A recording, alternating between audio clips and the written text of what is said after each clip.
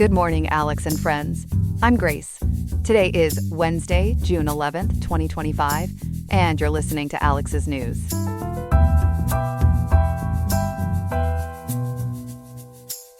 The weather in Riverside today will reach a high of 86.5 degrees Fahrenheit, with temperatures expected to drop to a low of 62.9 degrees tonight. A warm day turning into a mild evening, so enjoy the conditions while they last. Ahead on Alex's News, we'll take a deep dive into the big questions surrounding the US-China trade war. What are the potential pathways for its de-escalation? We'll also unpack why California unions are making efforts to roll back pension reforms that were previously enacted under former Governor Jerry Brown. All these stories and more, right here on Alex's News. Stay tuned.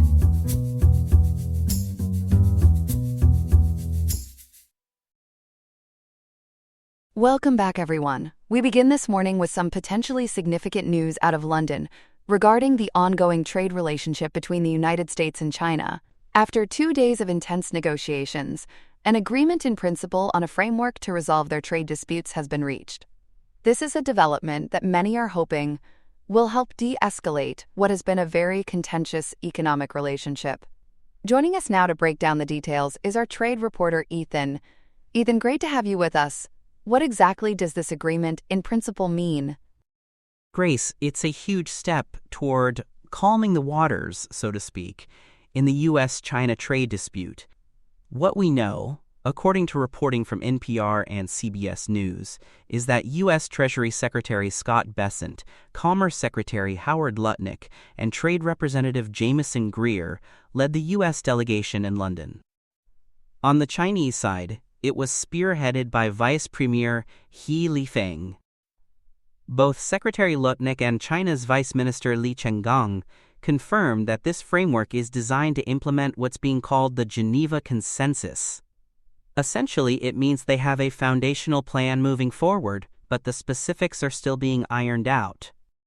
That's fascinating. You mentioned the Geneva Consensus.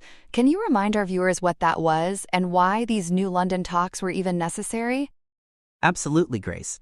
The Geneva Agreement, struck just last month in May 2025, established a 90-day suspension of most tariffs that were previously imposed by both sides. We're talking about 100% plus tariffs on a wide range of goods. That was a crucial truce. But as former U.S. trade negotiator Wendy Cutler noted, quoted by NPR and CBS News, recent disputes had threatened to derail it. In fact, roughly 30 of those initial 90 days were consumed by new tensions, leaving only 60 days to address remaining concerns. So just to clarify, we are currently 30 days into that 90-day suspension, meaning there are exactly 60 days left. What were these new tensions that almost knocked the trade talks off track? That's right, Grace. 60 days exactly from today, June 11th, 2025, until that August 10th deadline. The recent irritants included angry exchanges over advanced semiconductors, which are crucial for artificial intelligence, disputes concerning visas for Chinese students at American universities, and issues related to rare earth minerals. According to CBS News, President Trump had publicly accused China of violating the Geneva deal on Truth Social, stating, quote, "So much for being Mr. Nice Guy," end quote. China, in turn, claimed the Trump administration had, quote, unilaterally provoked new economic and trade frictions, end quote.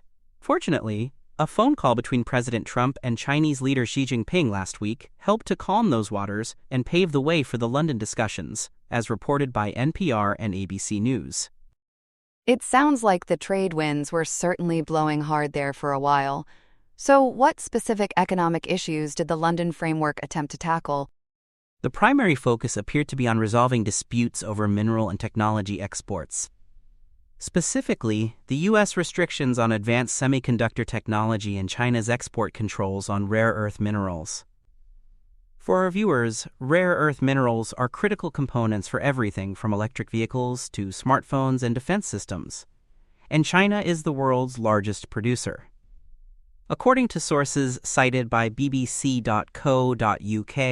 Al Jazeera, and Mining.com, there are reports that the U.S. has agreed to ease restrictions on semiconductor design, software, and tools. possibly in exchange for China lifting curbs on rare earths.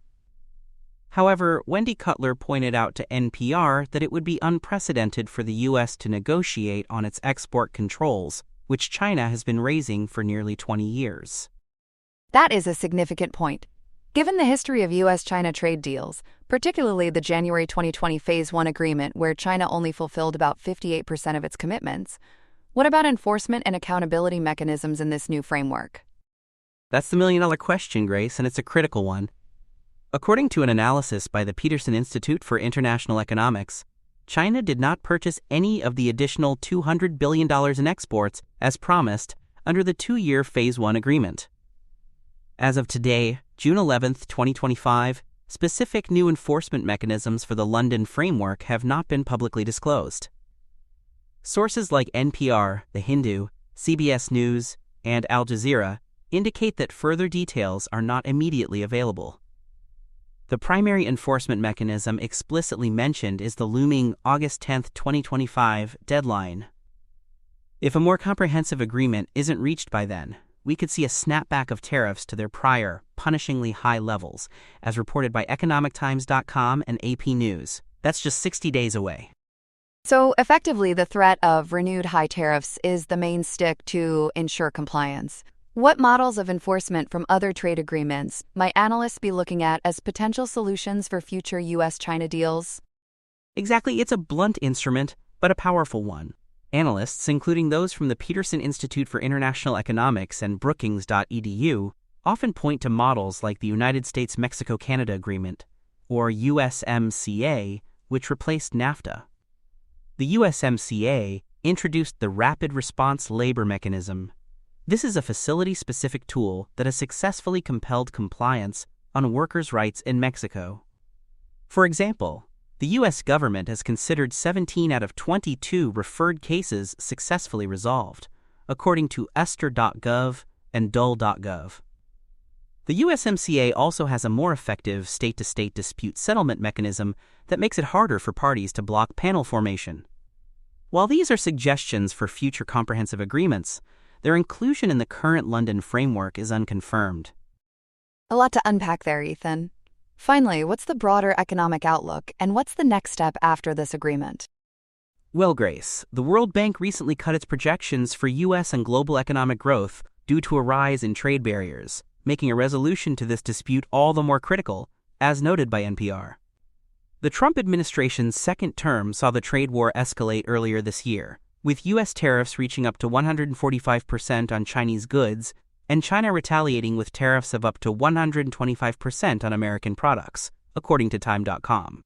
President Trump's overarching goal remains to, quote, open up China, end quote, to U.S. products, as reported by NPR, CBS News, and ABC News. This London framework is a crucial first step, but its ultimate success hinges on formal approval from both President Trump and President Xi Jinping.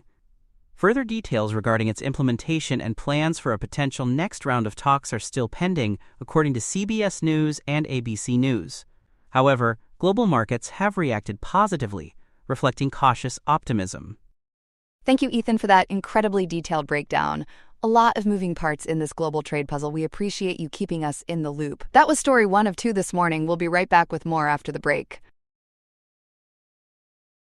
Welcome back. For our second story this morning, we are turning our attention to a brewing storm in California over public employee pensions, a subject that always seems to put taxpayers in a precarious position.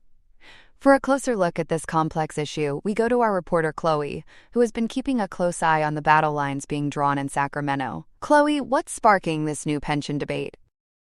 Grace, it's a deep-seated conflict, really, pitting public employee unions against former Governor Jerry Brown's landmark 2012 pension reforms.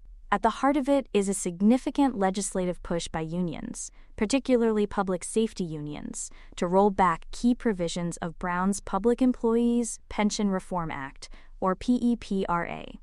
Brown, even in retirement, remains a vocal opponent, warning that these changes could destabilize the state's already underfunded pension systems.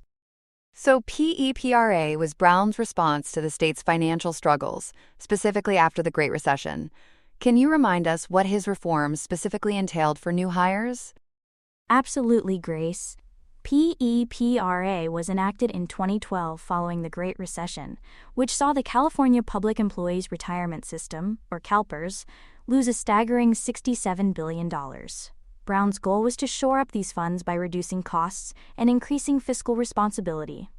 For public employees hired after January 1, 2013, PEPRA fundamentally altered their benefits. It stipulated that these new hires would accrue pension benefits under less generous formulas and would need to work longer to earn a full retirement. For public safety workers, who previously might have retired at age 50 with a, quote, 3% per year of service, end quote, formula, PEPRA generally raised that retirement age to 57 for full benefits, according to reporting from the Press, Democrat, and Cal Matters. And there was also a cap on pensionable income, correct? What was that all about? That is right. A critical part was putting a limit on the income that could be used to calculate pensions for new employees. This aimed to stop what is known as pension spiking. Pension spiking is the practice of increasing an employee's final salary to get the highest possible retirement payments. For the year 2025, the PEPRA limit for new public employees under CalPERS, who are also part of Social Security, is about $155,081. Brown's main goal with PEPRA was to make the large, complex system less vulnerable.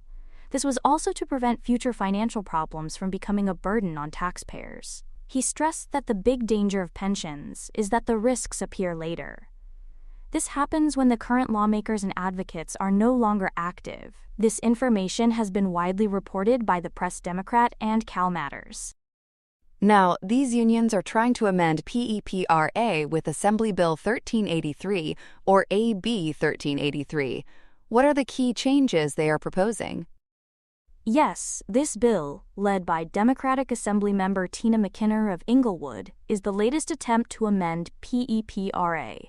Public safety unions, like the California Professional Firefighters, representing 35,000 members, are its main champions. AB 1383 proposes several significant changes. It would allow newly hired police and firefighters to retire 2 years earlier, at age 55 instead of 57. It would also permit unions to negotiate for a, quote, 3% per year of service, end quote, rate for these workers, and it seeks to lift the cap on how much California pensioners can earn in retirement by almost $100,000, matching the federal limit of $280,000 a year.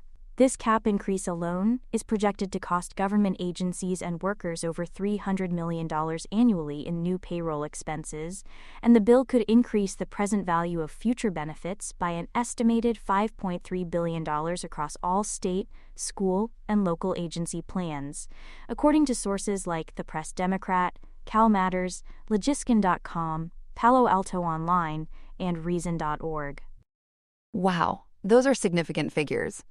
What is the union's argument for pushing these changes, considering the high cost? Unions argue these changes are vital for recruitment and retention of public safety workers. Brian Rice, president of California Professional Firefighters, asserts that the current retirement age of 57, quote, extends the exposure too long, end quote, making members, quote, very vulnerable after 50, end quote, citing cancer deaths among firefighters as evidence of the toll their work takes. They contend the bill is a, quote, modest reform, end quote, that makes, quote, adjustments and modifications, end quote, to Brown's law based on current realities and addresses, quote, financial hardship in retirement, end quote, as reported by the Press, Democrat, Cal Matters, and Palo Alto Online. And are there current staffing shortages that bolster their argument? Indeed, Grace, the numbers do seem to be on their side here. As of June 2025, police staffing has plummeted to a 30-year low, with the Los Angeles Police Department, or LAPD, projected to reach its lowest levels since 1995 by June 2026, according to the Los Angeles Times. Oakland's police department operates well below its baseline, and the California Highway Patrol, or CHP, faces significant unfilled positions. Fire departments are also strained, with a push to transition 3,000 seasonal firefighters to full-time status. These shortages are attributed to job strain, lengthy hiring processes, and negative public sentiment, as police1.com, LA Times, and KQED.org have detailed. So, essentially, they're saying that without more attractive pension packages, it's harder to get people to join these demanding professions. How does Jerry Brown respond to this? He remains steadfast, Grace. Despite being retired, Brown warns the proposed changes would make the big, complicated system less secure. He states this would inevitably hurt taxpayers in a future financial crisis. He points out that California's two largest pension funds, CalPERS and CalSTRS, are still considered underfunded. These funds manage pensions for 3 million people. As of today, June 11, 2025, CalPERS' estimated overall funded ratio has improved to 75%. CalSTRS's ratio stands at 76.7%. However, both funds still face significant unfunded liabilities. This aligns with previous reports indicating they are funded at approximately 75% of what they owe. These figures have been reported by the Press Democrat, CalMatters, and PIOnline.com. Brown has suggested that if there is a problem attracting firefighters, the academies or local jurisdictions should perhaps increase the pay directly. He believes this is preferable to altering complex pension benefits, which carry long-term risks. It sounds like a real pension problem, if you will. What's the current status of AB 1383? Is it still moving forward? Unfortunately for the unions, Grace, AB 1383 has been effectively stalled for the current legislative session. Despite widespread union support and passing through the Assembly Committee overseeing public employment issues with a unanimous bipartisan vote in April, the bill was subsequently tabled by the Assembly Appropriations Committee in April 2025 and will not pass this year. However, it can be reconsidered after January 2026, which is about 210 days from now, and Brian Rice of the California Professional Firefighters has stated his intention to continue advocating for it. This legislative status has been confirmed by the Press Democrat, CalMatters, and Legiskin.com. So this pension battle is far from over. Chloe, thank you for breaking down such a complex issue. It certainly gives us a lot to think about as these discussions continue. My pleasure, Grace. Here are some other headlines. In Washington, a monumental shift in policy could change the American landscape forever. A new Justice Department legal opinion has reversed a century-old understanding of the Antiquities Act. It asserts a president has the power to abolish national monuments. The opinion came to light today. It paves the way for the administration to undo protections for millions of acres of land. This could potentially rock the very foundation of conservation law. This legal guidance was prompted by a review of California's recently designated Chuckwalla and Satitla Highlands national monuments. The White House says the goal is to unlock economic potential. This would happen by opening federal lands to oil, gas, and mineral leasing. Critics, however, call the legal reasoning highly dubious. They argue it makes protections temporary and subject to political whims. This puts several sites in the crosshairs. These include Utah's Bears Ears and Grand Staircase Escalante. Also impacted is Arizona's Baj Nuavjo Irakukveni. This area is sacred to multiple tribes and of interest to uranium mining companies. Legal experts are divided. The issue appears destined for a showdown at the Supreme Court. Meanwhile, in the City of Angels, things are heating up. Police enforced a downtown curfew overnight. This happened amid ongoing protests against an aggressive immigration crackdown. The demonstrations, now in their 5th day, were sparked by a nationwide blitz. This has included intensified raids and a new travel ban. The Trump administration has deployed National Guard members and Marines to Los Angeles. California Governor Gavin Newsom is fighting this move in court. He calls it a brazen abuse of power. Mayor Karen Bass implemented the limited curfew after some vandalism occurred. She stated the city was at a tipping point. While daytime protests have been largely peaceful, police made mass arrests after declaring an unlawful assembly when the curfew began. This brings the total number of arrests in recent days to over 500. In a decision that will change the game for college athletics, A federal judge has given preliminary approval to a landmark $2.8 billion settlement. This is in the House versus NCAA lawsuit. It seems in this case the House always wins, as the deal effectively ends the era of amateurism. The settlement will provide back pay to thousands of athletes who were barred from earning compensation dating back to 2016. More importantly, it creates a new revenue-sharing model. This will allow universities to directly pay their athletes up to around $20 million a year. This new playbook also replaces scholarship limits with overall roster caps.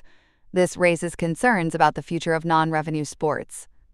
Overseas, Argentina's Supreme Court has upheld the corruption conviction against former President Cristina Fernández de Kirchner.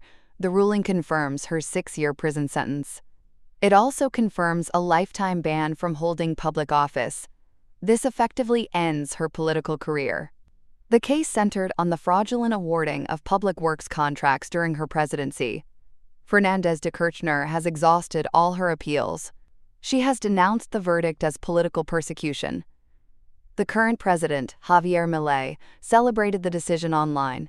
He simply posted, "Justice. The end." And finally, South Korea is hoping to change Pyongyang's tune by turning down the volume.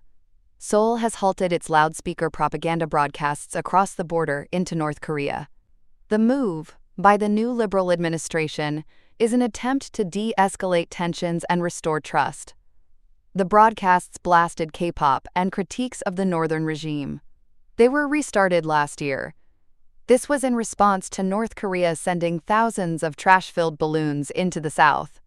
With the sound of silence returning to the DMZ, the world now watches to see if Pyongyang will offer its own gesture of goodwill. That's all we have for now. Today's episode was made by Alexander King with Claude Sonnet 4.0, Gemini Pro 2.5, Gemini Flash 2.5, and Google Cloud Text-to-Speech. I hope you have a great day. I'll see you tomorrow, Alex.